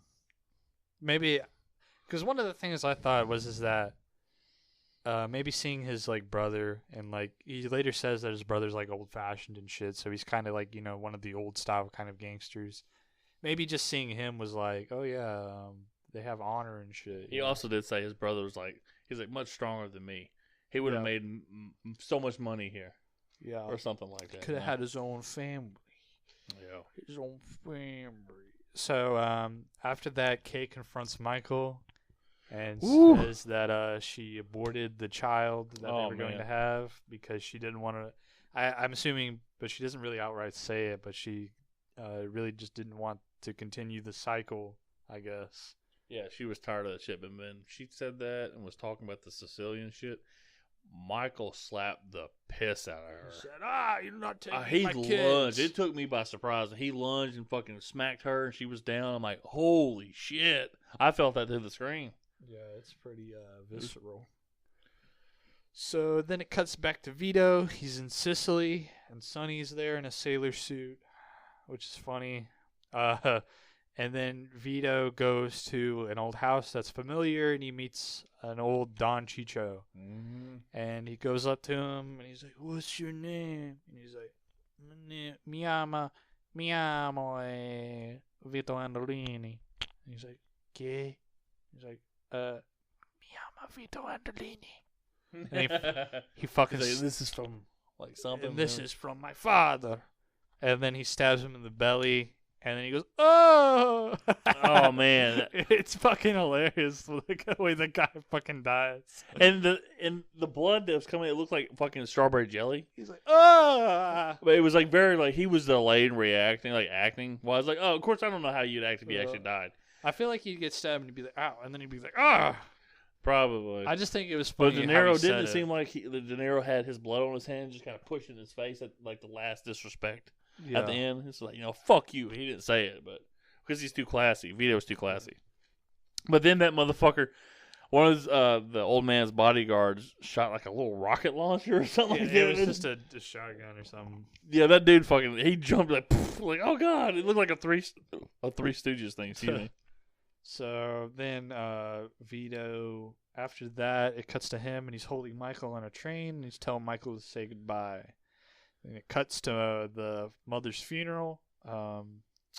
Connie comes back. She wants back in Michael's life because, I don't know what the fuck. She realizes that Michael's trying but kind of failing to be the, center point of the entire family. I think she wants to. This is just my opinion. Watching it, I think she wanted to like take Mama's place at that point. Is like the caretaker of the family because she was just like, okay, I gotta quit fucking around. Mom just died. Yeah, like she instantly wanted, even though she wasn't even a mother to her own kids. Yeah, exactly. So then she convinces Michael to see Fredo again. Michael and Fredo share a hug, but then Michael looks up to his bodyguard or hitman and lets him know that it's time to have him killed. Not quite yet, though. Yeah. Well, soon. Yeah, Soon. Then Michael and Tom Hagen and crew are talking about trying to get Hyman Roth killed, and since he's under so much protection, it's really hard, but Michael says that little line where he's like, "You can kill anyone," which kind of shows how far he's fallen. Tom meets back up with Frank Patangeli, who's in witness protection. He's visiting him, and they reminisce about the old days of the mafia. And Tom suggests to Frank to save his honor and just kill himself. And I mean, is that what he was suggesting? Yeah, pretty much. I had no idea. I missed that. Yeah, they're like, oh, the old Romans, they used to slit their wrists after they betrayed the emperor and stuff like that. Frank's basically in a position where, like you said earlier, he's fucked. He'll basically be stuck in witness protection for, like, fucking, or probably not even witness protection. He'll probably just go straight the fuck to jail because I think he admitted his crimes or something. I'm not sure. But he's in, like, a state of purgatory, basically. Like, excuse me, I'm not talking on the microphone. I missed that in the conversation with that because later on you saying Frank and he killed himself in the bathtub. Yeah. I just thought somebody had done that and it made it look like so. I didn't realize he did that. Yeah, he kills himself. Fucking hell, dude! I missed so much. So yeah, he suggests to Frank to kill himself. Kay's over visiting Michael's kids because she didn't get to take the kids. I guess because Michael can hire a fucking exceptionally good lawyer. So she is leaving, and she sees Michael. Michael just closes the door on her face. How great was that? He just stares at her stoically. Yeah. And she's like waiting for him to say something, and he shuts the door, but she makes the fucking weirdest looking face. She's like, when he shuts the door on her. She starts crying. He's like, why the fuck you crying? Why you always crying? So... Of course, she's in the third movie too, right? Yeah, I think so. Okay, I just want to make sure. Yeah, she is. I think they're still divorced. God, I hope so, man. He slapped the piss out of her. Yeah. I wouldn't expect my wife to stay with me if I had slapped her that fucking hard. And Al Pacino's a small dude. I'm like 6'2.5", over 300 pounds. I'm pretty obese, but fuck, man, that'd be terrible. So then we have a little scene where Fredo is on the boat. Well, shit, man, fuck, because they set it up. Fredo's teaching Anthony. He's teaching Anthony Jr. I guess it's Anthony Jr., but that's the name of the character from The Sopranos. So maybe he's not Anthony Jr. I think he's just Anthony. Anthony, because that's Michael's kid. Wait, I don't know why the fuck I'm calling him Anthony Jr. Yeah, I'm definitely confusing Okay, fucking The Sopranos with the Godfather. But he shows him, like, he's teaching him how to fish, and he goes, Yeah. I went fishing with your dad and your granddad one time, and it's like, and he says, like, I caught more fishes than them. You know how I did it? I said a Hail Mary, dude. So every time I threw it out there, and I caught a fish. And they set that up, and at the end, he's gonna go fishing with Anthony again, and they call Anthony back because Michael wants to go to Nevada now, and he goes, "Oh, okay, kid. Guess what? I'll catch a fish for you." And it's really sad, like emotional. Yeah. He gets out there, and then I was like, "Is this how he's gonna die?" Because, like I said, I kind of spoiled it for myself. But then, it shows the little montage at the end while the song "Take It to the Limit" is playing. Walk along the razor's edge. Which is funny because Frank commits suicide with a razor. Yeah. But they show, like, the guys playing cards. It's his protection people. He's like, "Come on, Frank, come out here, let's play." They go in there, and Frank cut his wrist and committed suicide. Yeah. And then Hyman Roth gets killed when which was awesome. Questioned. The guy laughs, and then he just pulls out the gun and shoots. Yeah, like he was a reporter, came up and smiling, and bam, bam. It was fucking great. He's like, he gets shot. And then after that, Fredo gets killed. Which Yeah, that's how the sequence works. I'm pretty sure. Yeah, Fredo's doing the Hail Mary, which is kind of like emotional at that point. Where And he's then, like, God, man, that was really fucking pretty rough.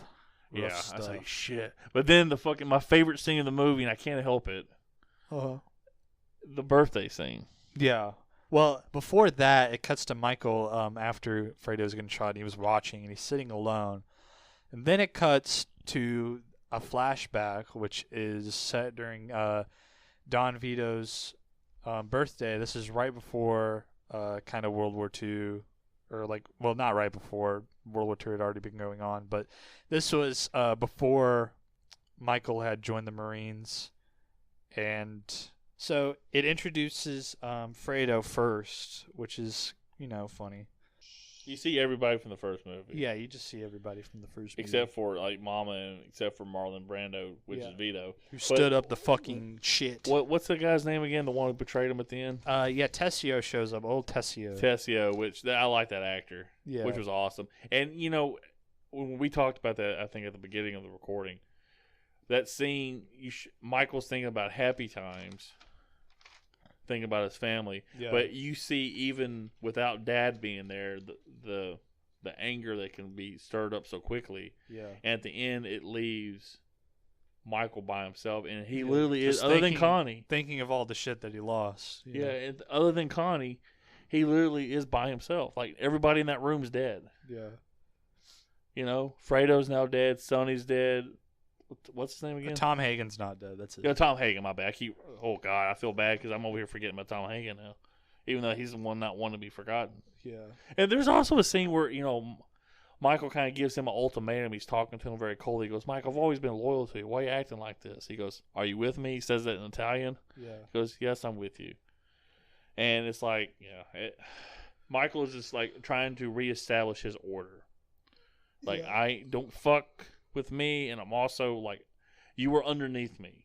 Where I also, like, the thing is that going back to the Michael and Vito thing, the Vito's reign was set up where everybody respected him and they liked their pecking order, quote unquote. They knew where they stood. Whereas with Michael, he makes them feel that way, and they're going to end up resenting him. They all end up resenting him anyway. Yeah. In some way. Yeah. Except for Mama. Mamma mia. But then it goes back to Michael sitting in a chair just thinking, and then he goes, the music. I can't remember how the music Yeah, that's it. That's the end. That's the end of the movie, man. So, wow. I mean, okay, yeah, you swung my opinion on it. I was already going to recommend this movie. Yeah. Spoiler alert.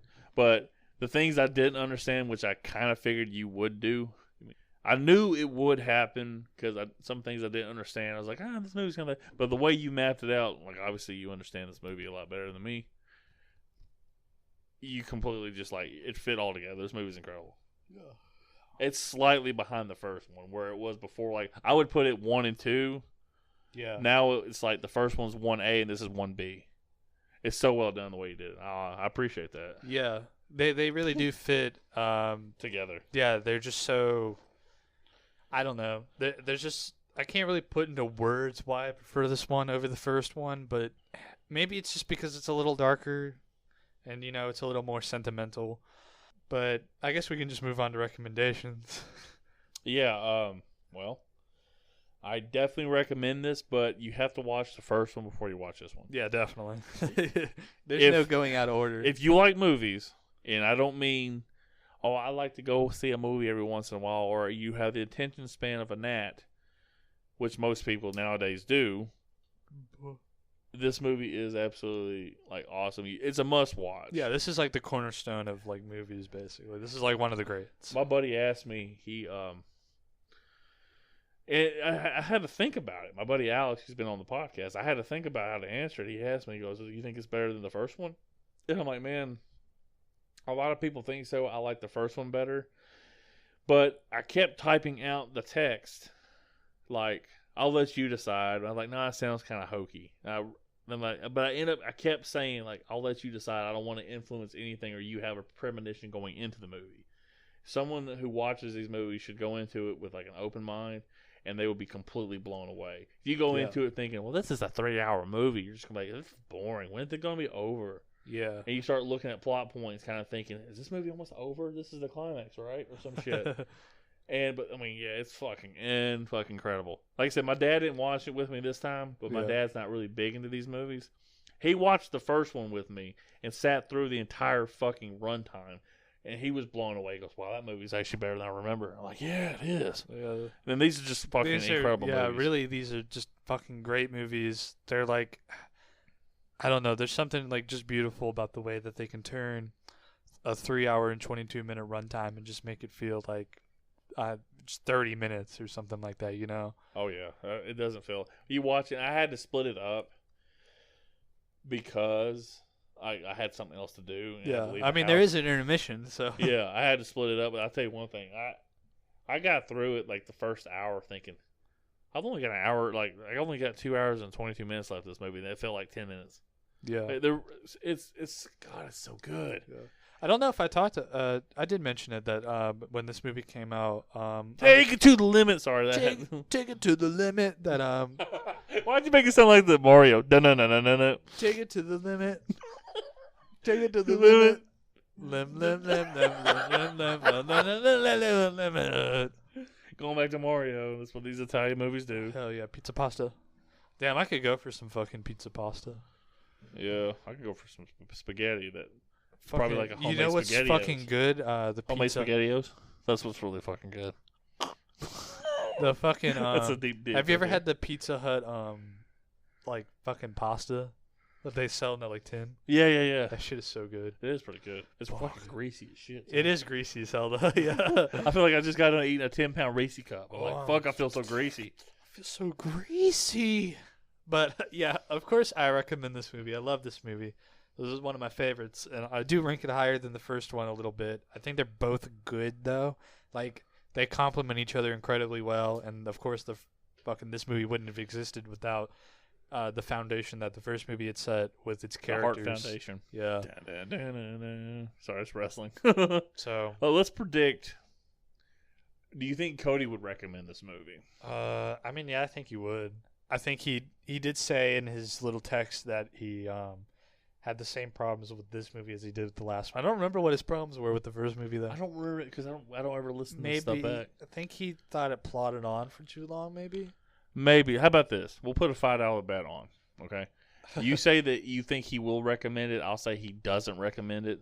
Yeah. And whoever wins gets $5. How about that? Cody will be like, just to fuck with Lance, I'm gonna recommend this. But it's a really well done movie, man. I'm gonna I'm gonna personally thank Owen here on the podcast for picking these two movies. I never would have watched them before, and I'm extremely happy that I did. These are great fucking movies. Woohoo! Too bad the third one, evidently, from the sound of it, doesn't round it out pretty well. Yeah, not really. I mean, you're batting, you're batting, 666. That's pretty good. 2 out of 3, for Francis Ford Coppola. Yeah. But then, Nicolas Cage is his nephew, so he's kind of like, well, we're actually at 50% now. Cage, baby. Cage. Oh boy, our next movie is going to be a humdinger. Humdinger. But not in a good way. I have a feeling this next movie is going to make us wish we were rewatching Twilight again. We're going to be watching Silent Hill Revelations, which is part 2. I think the full title is Silent Hill Revelations 3D because this was made during that big gimmick with the 3D shit. Oh no. Yeah, so there's shots in it where shit's supposed to be popping out at you, but it's not going to be good because it's not going to be in fucking 3D the way we're going to watch it. That's fucking terrible, man. So, ugh. But yeah, that was I guess that is it. And this is it. This is the final countdown. This is it now. But yeah, Owen, sir, it was, as always, great to record with you. Thank you. And likewise. Thank you, sir. And as always, remember the musical talents you hear at the beginning of every episode is 100% Owen. All right, I guess I'll say goodbye. Goodbye, everybody. Bye. Cody, go ahead and say goodbye to the people. Yeah.